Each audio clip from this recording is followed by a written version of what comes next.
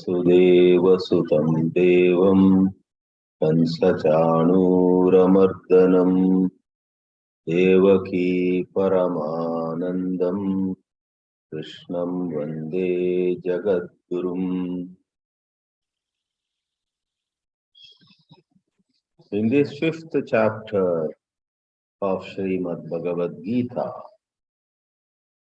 Sri Krishna has begun with a bang. He dismisses the popular notion of how sannyasa is way superior and karma yoga is way inferior. He himself, no doubt, had praised sannyasa, and true enough, in the Vedanta, karma, including karma yoga, is at places put down. But Lord Krishna does not want anybody to jump to conclusions. If anybody imagines that just walking away from the field of action would lift him or her to a higher plane of spirituality, he or she would be highly mistaken.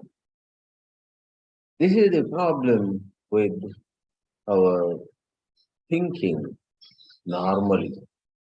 We go by externalities.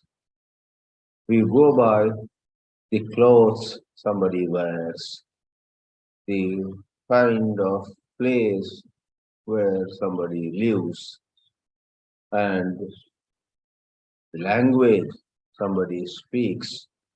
I mean, whether in English or any other, or a sprinkling of a lot of Sanskrit. If one imagines, oh, look at her Sanskrit, she must be highly spiritually evolved.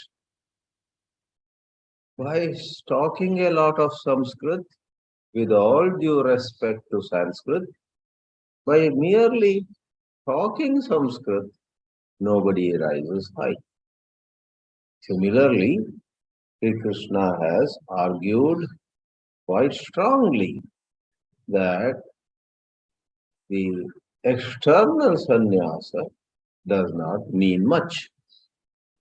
In fact, for a vast number of us, overwhelming majority of us on this earth, it is better to be in the field of our duty and cleanse ourselves of all personal likes and dislikes.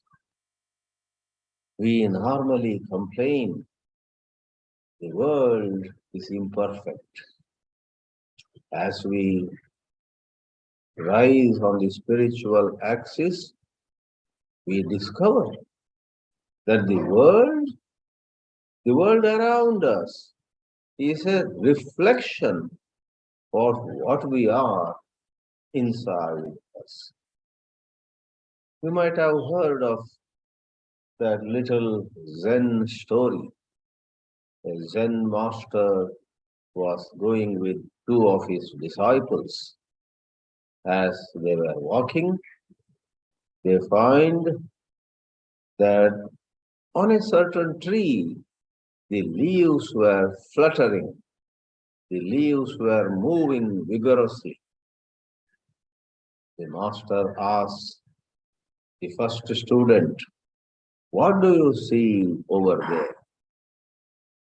And the student says, "The leaves are moving." The master says, "Well, that's a good answer." Then turns to the second student, "What do you see?" The second boy says, "It's the wind that is blowing." The first student had said, "The leaves are moving." The second student says, "It's the wind that is blowing." And the Zen master says, well, that is also a nice answer.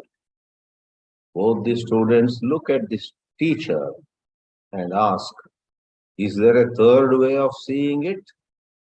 That is when the Zen master smiles and says, yes, it's not the leaves, it's not the wind, it's our mind that is moving. It's our mind that is moving. In spirituality, as we walk along, we discover that everything is in our mind. Somebody may be wearing orange robes, yellow robes, saffron robes. There are many colors.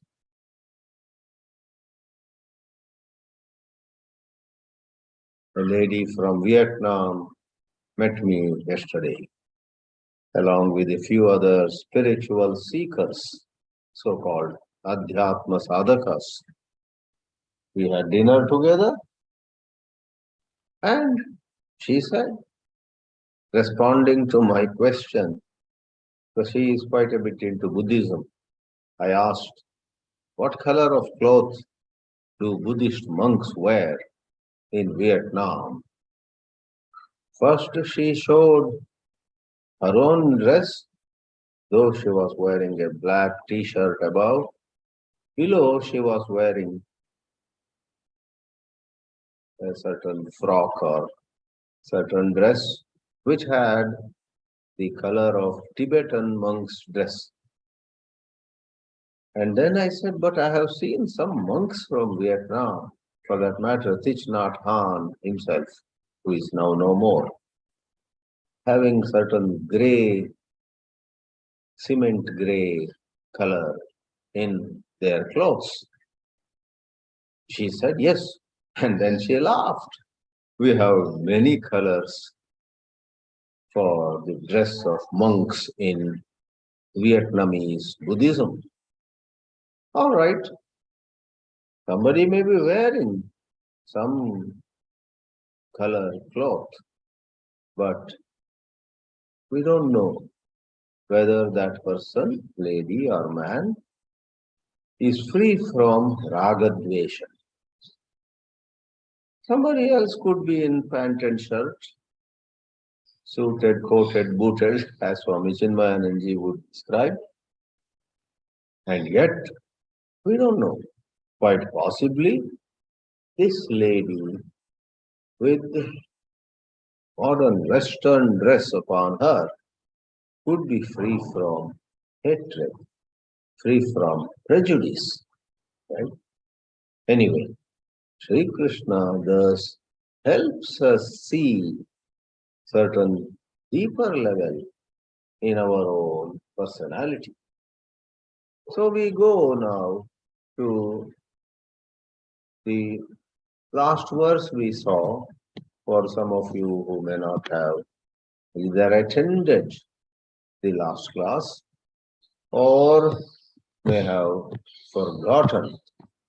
It was a wonderful shloka where Sri Krishna said emphatically, the punchline was the last quarter in the 7th verse, Kurvannapi na lipyate. Even though doing things, spending and earning, traveling, many activities of the world, Kurvannapi. Somebody may be married, has 3 children, and is busy organizing things for children when they are small, their education and basic needs. And as they grow up, the same mother or father is concerned with helping them settle down in their grahastha-ashrama. Fine. Kurvan, even though engaged in all these ways,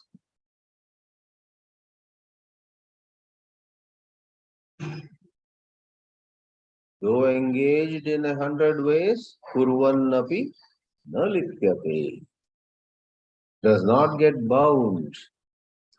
Lepa, as all of you know, literally is how we take some paste, maybe sandal paste, and put upon our hand.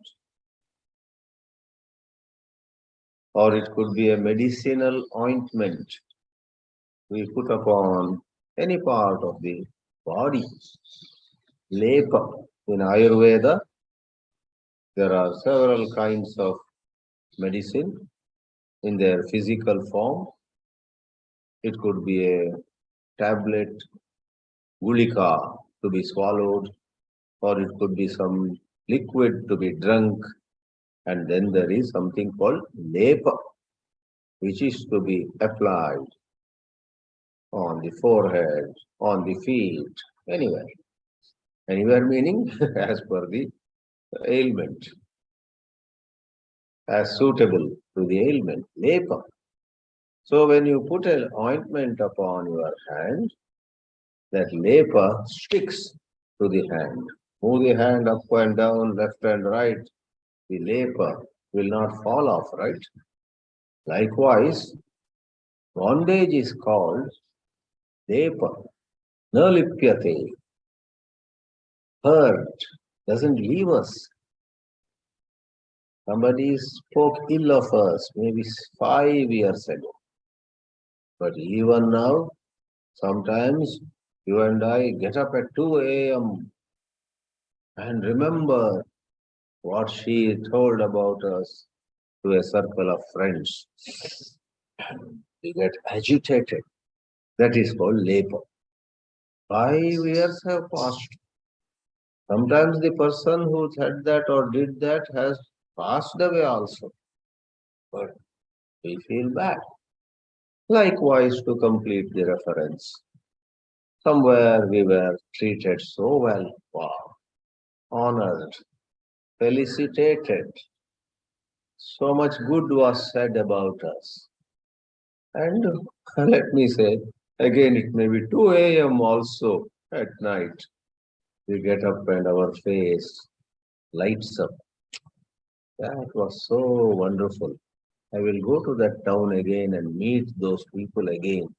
Probably they will again treat me well, praise me, make me feel on cloud 9. All that. That is labor.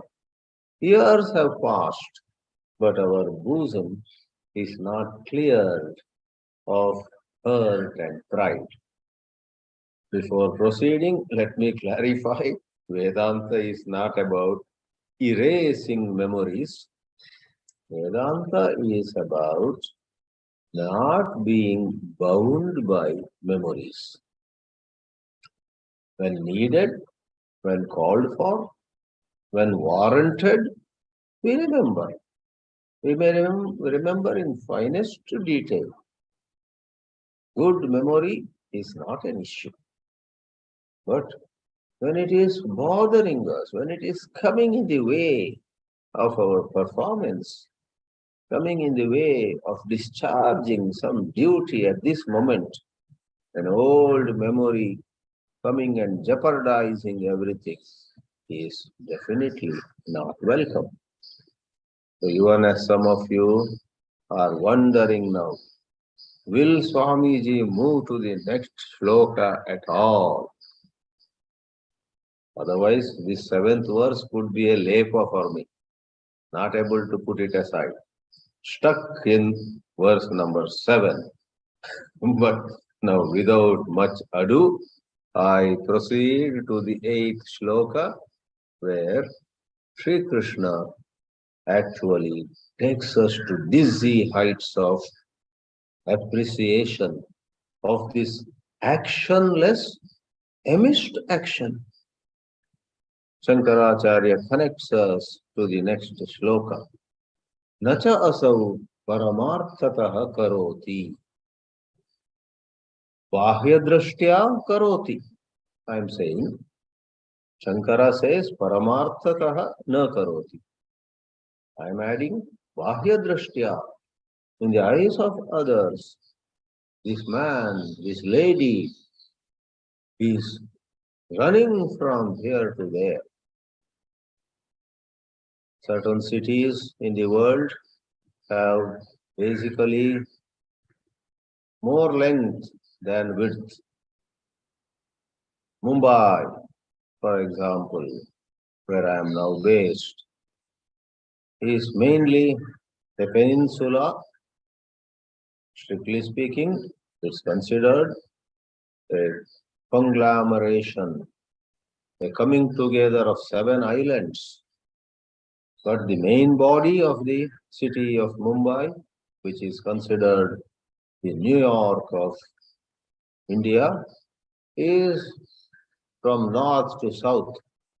So we have an expression here in Mumbai.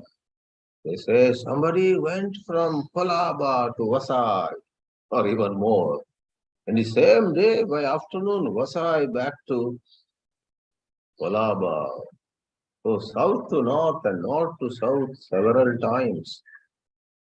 Sometimes we have certain volunteers, even in spiritual organizations. They are so enthusiastic.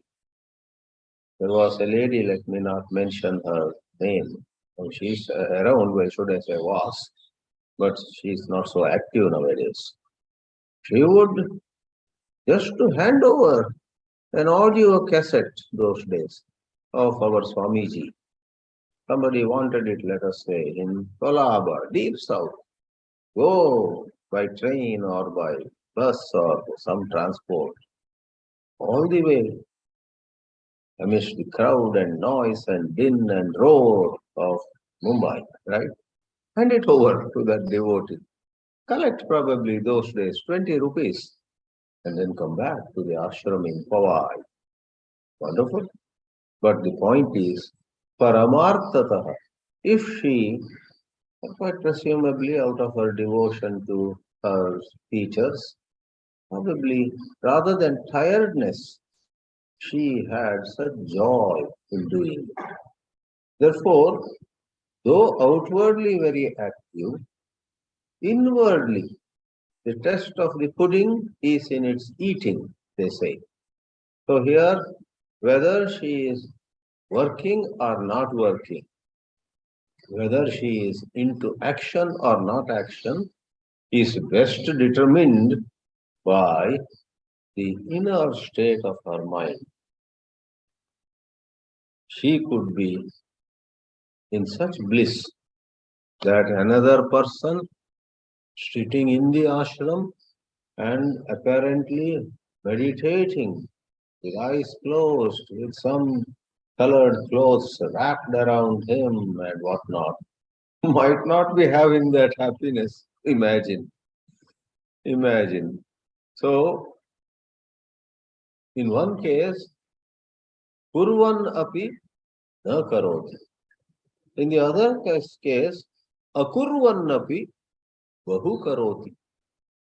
This other person, just to set the contrast, is meditating, apparently not doing anything, but actually his mind is so agitated about some matter in the ashram.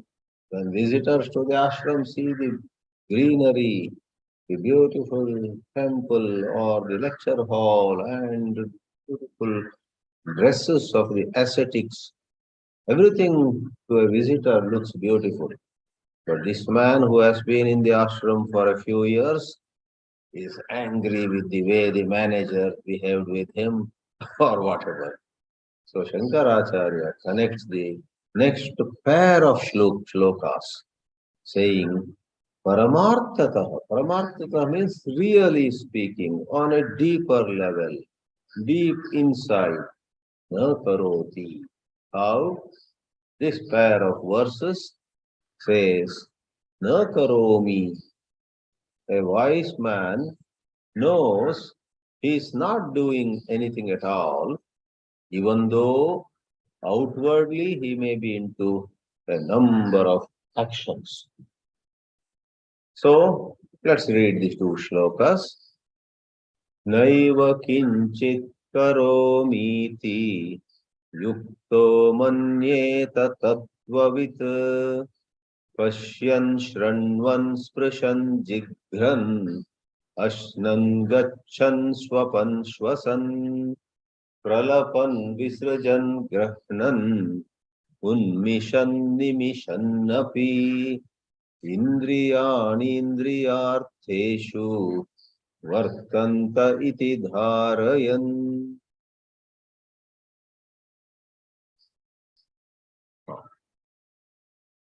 Look at the first part of these two shlokas. Na eva kinchit karomi. What's the understanding of the person in karma yoga, very much in the midst of actions? What is the inner state? Na eva karomi kinchit. I'm not doing anything at all. So if this lady who was going from Powai to Kolaba, back to Powai, then picks up something else and goes to Borivali, Vasai and beyond, then again comes back in the evening, and though physically tired, you see such happiness on her face. She is wonderfully, delighted. So, naiva kinchit karomi. I'm not doing anything at all. That is how yuktaha manyeta. This manyeta, which we call potential mood, has two meanings, and both are valid here.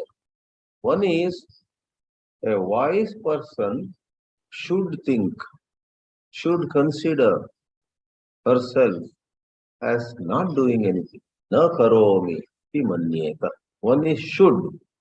Another is a wise person would.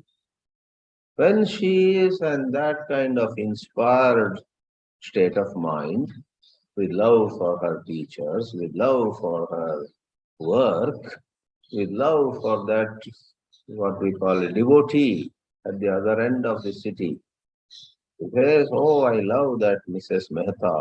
She wants this cassette. I am ready to go 20 miles. So love for people, love for life. When there is love, the physical tiredness, the inconvenience, physically speaking, etc., doesn't matter. Look at the last part of the two shlokas. Why does she look at it as, I'm not doing anything? Then who is doing? Indriyani vartante. The organs of action, feet and hands and speech, etc. Organs of perception, eyes, ears, nose, etc. They are busy. They are engaged. I remember a little example given in a context of value-based management. I believe there was a wonderful team leader who otherwise had succeeded well in many projects before. But in a certain project where everybody thought he would once more lead the team to spectacular success, he ended up in a terrible failure. Financial loss of face, and a lot of damage.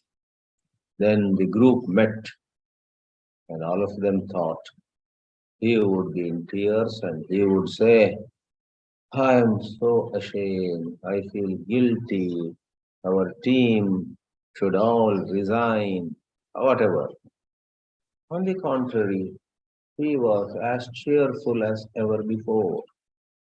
And what I especially remember is, he said to the team of 15 or 20, my friends, my dear colleagues, please do not think you have failed. I do not think I have failed either.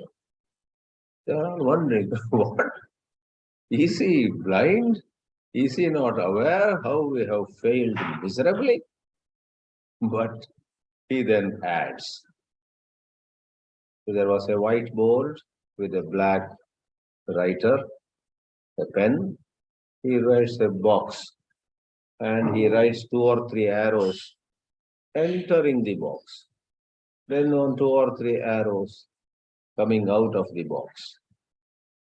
The arrows entering the box he shows as input. The arrows coming out of the box are shown as output. And he says, you did not fail, I did not fail. What happened is the inputs that we provided were not adequate, were not enough to bring out the desired output. What does it mean?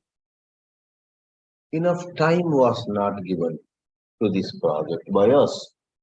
Enough money was not invested. Enough raw material was not collected in time, etc. What a wonderful statement. That is what this shloka says. Again and again say, Indriyani. One morning, suppose you are unable to get up early. Don't get up at 8 a.m. with guilt or shame. You may feel slightly bad for a moment, but look at yourself. Just be aware of what has happened. And then you realize, this is because this body and mind senses were engaged till 12:30 last night, watching various WhatsApp videos, including 2 wonderful pieces of 7 and 9 minutes each on effective time management. Some of us are like that. Reading literature on time management, we mess up our time management. Oh, anyway, this example, if you understand, what else would happen if you went to bed at 12:30? You would get up late, right? Apply it everywhere in any project. Right personnel, right resources were not engaged.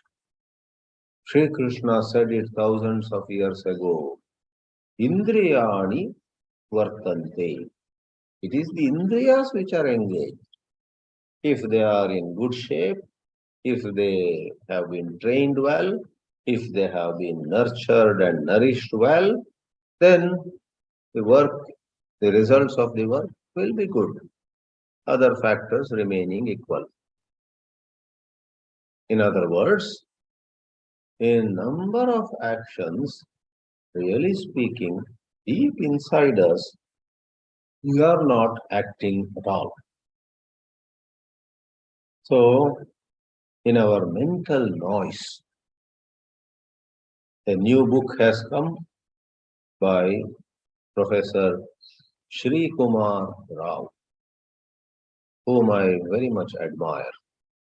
He and I were on the dais together in the Indian School of Business, ISB, somewhere in 2010. He too gave a talk, 20 minutes. I also gave a talk for 20 minutes, and there was somebody, mediator or moderator. And today he has reached the greater levels of reaching out to people. The new book is Modern Wisdom, Ancient Roots. Modern Wisdom, Ancient Roots. And there's a second line to that wonderful book, which I already read a little bit. Vishen Lakhani, the chief executive of Mind Valley, has given a wonderful foreword to this book.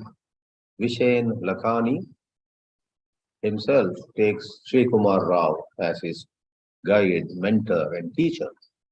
Okay. Modern wisdom, ancient roots, and the second line is movers and shakers guide to unstoppable success. Movers and shakers. Movers and shakers guide to unshakable, unstoppable success. Well, this is a little hyped up title. That's when the books sell well. you know. But what is meant in the Adhyatma Shastra? Adhyatma Shastra is not so keen on external success. But let me tell you, Sri Kumar Rao also is a teacher of what we call value-based management with great depth. I was surprised. I was in fact astonished when I read a couple of pieces by him here and there. He is a very different kind of teacher. There is a lot of Vedanta, lot of higher spiritual wisdom in his teachings. He is not one of those run-of-the-mill, as we call, who just says to people, work hard, go up, this or that. Phalasakti, where phala, the result drives you. He is one who rather says the opposite. Don't worry about success. And please look at everything as an opportunity to grow. Look at your failure. Maybe sometimes in life, any of us may look back. Last so many years, I have not been performing well. One of you may feel, oh, those years, 93 to 2004, those 11 years, I don't know, I did not do well. Some unpleasant memory. Kumar Rao would not talk about how you could have done well, etc. That's a different story. He just says, my friend, first of all, don't worry about whether you did well or did not do well, whether you made money or lost money, etc. In those so-called bad years, 93 to 2004, you said, whoever, did you grow? Did you learn? Did you understand life finally in the light of all that happened? And did you let go of certain moha, certain delusion? If you did, those were your best years. Vishen Lakhani mentions it right in his foreword, how Sri Kumar Rao helped him see everything differently. Work is not work. Don't look at work as work. When I read that, I said, wait a minute. What is he saying? Work is not so much work. Work is all about learning and growing. You learn, you grow, your consciousness expands, so to say. Thus, Lord Krishna has sown the seeds of this highest wisdom. In whatever you are doing, you may become famous, you may not. Don't worry about it. These are all side products. Somebody may get some award, somebody may get some trophy, somebody may, so on and so forth. Why give a list? These are all unimportant. From the birth till your death, you are here to learn, grow, and reach a higher level of emotional maturity, intellectual maturity, not the quantity, not how much you know, but what your outlooks are. Grow in love, grow in forgiveness, grow in accepting the so-called others and yourself in a very graceful manner. Now, rest of it is a long list of examples of actions. In Sanskrit grammar, we call these present participles. Like in English, you have I was watching the television, drinking a cup of coffee. You see, there are two activities here. I was watching the television, that is the main verb, while drinking coffee. This is called present participle. Like that, here it is said, Pashyan while seeing, Shrinvan while hearing, Sprishan while touching, Jigran while smelling, Ashnan while eating, Gachan while walking, Swapan while sleeping, Shwasan while breathing, Pralapan while talking to somebody, Visrajan while dropping something, Grahnan while picking up something, Unmishan opening your eyes, or Nimishan while closing your eyes, and add to anything. So in the example of the inspired volunteer we had, while going to south towards Kolaba, and in the afternoon while going to the north towards Vasai, and later on while sitting in the ashram, some Swamiji is giving a lecture. This lady has come back for the last 15 minutes, joins in the last row. And when Swamiji says something, she is so happy. Aha, yes, this I experienced today. Love of God, peace that comes to us when we are in bhakti. In the last 5 minutes of the discourse of the teacher, she gets more than possibly what others who were sitting for the whole 1 hour got. Anyway, Pashyan, Shanvan, Spashan, Jigran, Ashnan, Gachan, Swapan, Shwasan, Pralapan, Visrajan, Gardnan, Unmishan, Nimishan, Napi.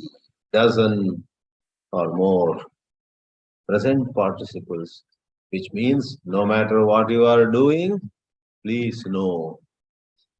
You should know. And if you have risen to a higher consciousness, you would know.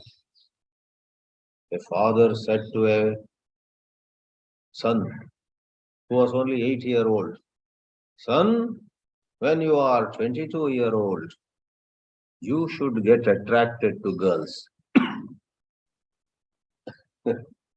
Is should necessary when the boy becomes 22 years old, even if a father, mother, and 20 other able bodied people hold him back, he will. So we would say he would, should, and would. Lower spirituality is all about should and should not, an unenviable struggle.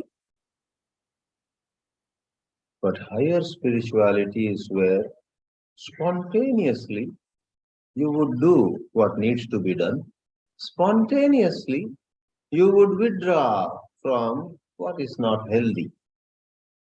You and I perform sadhana. What a struggle. Mind is thinking of jalebi, and I want to push the mind to Janardana, Lord Vishnu, but mind goes towards jalebi. The Shastra says you should think of God, not sense objects, but doesn't happen. But as you rise, maybe the result of all that sadhana only, a point comes, time comes, whatever age, some may arrive at it at the age of 40, blessed ones. Some may arrive at that kind of desireless state, vairagya, at the age of 74. You don't know. This physical age is not a major issue. Though vast majority of people gain vairagya as they get older. And well, much larger number don't get vairagya even when they are old. That is a sad story. But they will. In Sanatana Dharma, we say maybe next life. So, would. So, manyeta. Yukto manyeta. A wise person would naturally let go of the idea of doership. I don't do anything. Naiva kinchit karomi. I am not a karta. And Indriyani indriyarteshu vartante. Shankaracharya explains this in a very wonderful way. Naiva kinchit karomi iti yuktaha. Who is this yukta here? Yukta.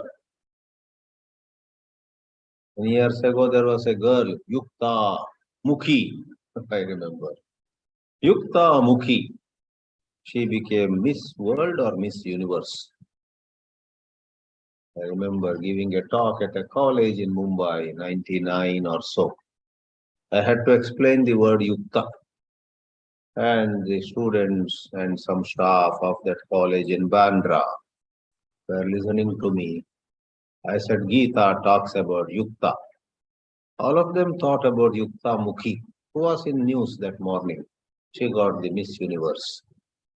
I had to clarify, I'm not talking about Yukta Mukhi, who won the coveted award. Yukta means united, well connected. Accordingly, Adi Shankara says, Yuktaha means Samahitaha. Samadhana. Samadhana is our mind tends to get agitated, tends to go in 10 directions, thanks to not just will and effort, which have a place, more than them, thanks to certain mature outlooks, broader outlooks, and certain proper examination of things. What is worthy, what is unworthy. Everywhere that is what matters. I can improve my speech in two ways. One is through will. Last time or last several times when I spoke certain words, I had to pay for it. People got angry, people gave it back to me. So I have then decided, the word decided is very popular on lower level of so-called spirituality. I decided not to use such words anymore. I decided not to spill the beans, not to let out secrets about Tom, Dick or Harry before somebody else. I decided, decide, that is will. But you know what? A healthier way of better speech is when I examine my own behavior. Why do I tend to be a loose tongue? Why do I just talk about that Agrawal or this Singh before this Verma or that Sharma? Why do I talk about Agrawal and somebody before that too sometimes without being asked? They did not ask me, oh, how is Agrawal doing? Without their asking, suppose I say, Agrawal went through a divorce. Who asked?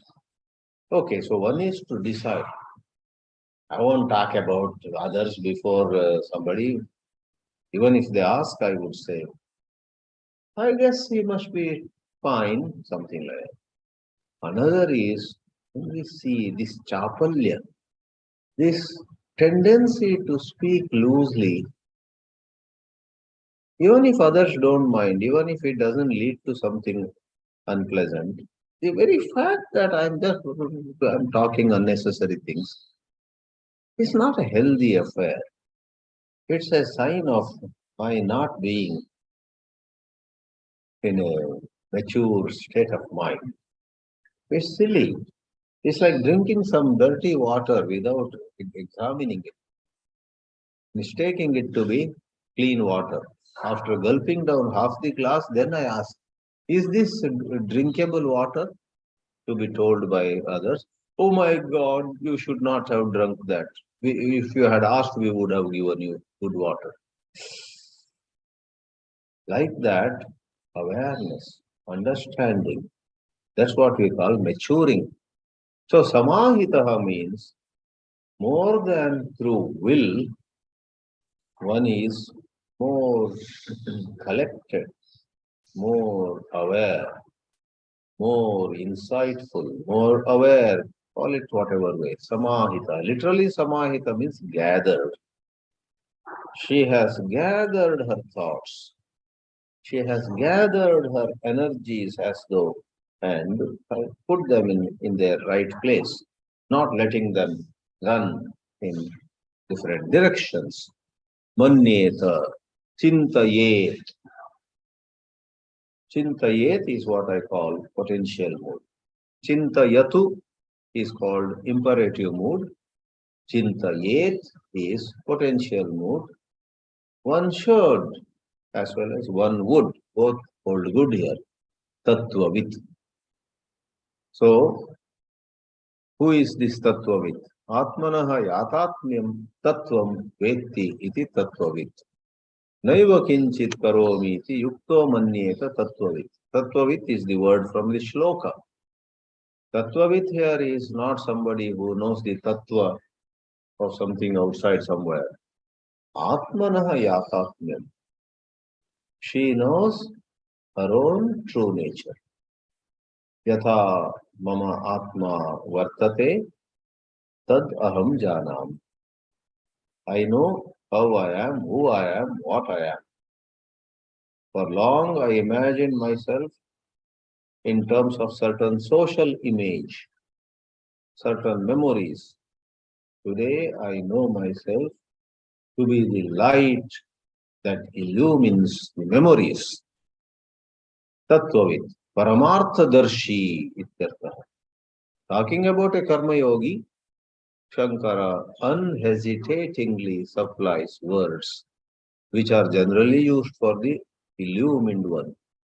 Paramartha Darshi, Paramartham Pashyati iti Paramartha Darshi. Kada katham va tattvam avadharayan manyeta. How exactly, when, at what time? At all times. That's the answer. Pashyan iti. So while seeing or hearing, touching or smelling, getting up or sitting down, opening eyes or closing eyes, you saw the whole long list. Shankara sums it up. Manyeta iti purvena sambandha. It connects to the verb, main verb of the sentence, manyeta. I was watching the TV is the main verb. I watched the TV while drinking coffee. I watched the TV while pulling my grandchild and having him sit upon my lap. I watched my child, or I watched the TV, while putting the glass down. I could be doing several things parallelly. That is where present participles come. So, sarva karyakarana cheshtasu, in the activities of the body, karya, and karana, sense organs and organs of action. The word karya, which literally means effect, often refers to the gross physical body. Karana is the inner organs, both Jnanendriya and Karmendriya. Then there is Antakarana, Mana Buddhi Chitta Ahankara. So, Sarvasu or Sarveshu Karaneshu, Vyaprateshu, Pravritteshu, even as they are all active, Karmasu Akarma Eva Pashyataha. Sri Krishna goes back to chapter 4, verse 18. Karmanya karmaya pashyed akarmani cha karmayaha sabuddhiman manusyeshu sayuktaha kritsna karma krit karmasu akarma eva pashyataha samyak darshinaha. Wow. Acharya Shankara has no restriction now. So please do not imagine. Shankaracharya was unduly attached to sannyasa. He made many people monks and he disturbed families. About Buddha, about Shankara, such criticism is sometimes made. Neither the Buddha nor Shankara were into some kind of mindless pushing people into sannyasa. They acted as per the need of their times. Anyway, let me not go into that. My point is, a word like Samyak Darshi, one who sees rightly, is given to a karma yogi. So, right in the field of action, one could have great awareness. When there is great awareness, action becomes non-action, inaction. I'm making some new words. Tasya sarva karma sannyase eva adhikara. And when one reaches such higher levels of maturity, then one has the right, one has the eligibility to let go of action activity. So karma yoga leads to karma sannyasa. Karmanaha abhava darshanat. Now the punchline in Shankara Bhāshya is a powerful line indeed. The last two sentences are very thought-provoking. Some of us may argue, well, you have been praising karma yoga, but finally you say that person would as well as should leave the field of action, especially this Vaidika karma for Swarga, Vaidika karma for long life, or in modern times, you and I do. Why do I do it? Oh, I'm going to get $1 million, suppose I say. Money, fame, name. That's a karma karma is meant. So whatever it is, why should one leave? Shankaracharya says, Nahi mragatrishnikayam udaka buddhya panaya pravrittaha. One sentence only. Udaka abhavajnane api tatraiva pana prayojanaya pravartate. Someone imagined that there was water at a distance while walking, while traveling through a desert. Then very clearly he understood. There is no water. That is a mirage. Mragatrishnikayam pravrittaha adav. But when he realizes udaka abhava jnana, he realizes udaka, water is abhava, not present. Would you imagine he would walk even one step more? When he knows there is no water, he will not go towards that. As long as you think there is water and you are thirsty, yes, you will go towards it. Moment you know. So, some people are very uncomfortable if somebody takes sannyasa. Why did he have to take sannyasa? He could have remained in this work only. Wait a minute. He has seen that worldly activities are of no use. You have not seen. Therefore, you think why he could have remained here? We would have taken good care of him. All that. No, but he has seen. He has now no purpose in continuing this business or that activity. Udaka abhava jnane tatra eva pana prayojanaya pravartate. Will he stay? Pravartana is staying on. No. Pana prayojana, the benefit of drinking. In other words, the moment somebody very clearly knows this is an illusion, this is mirage, there is no real water here, then the person no more goes towards that illusion, stops, goes in a different direction. Therefore, the beautiful connection between karma and jnana is shown here. So, whether I should work or not work is not the main question. The main question is, have I let go of my raga dvesha? Have I let go of mental impurities? That is the question.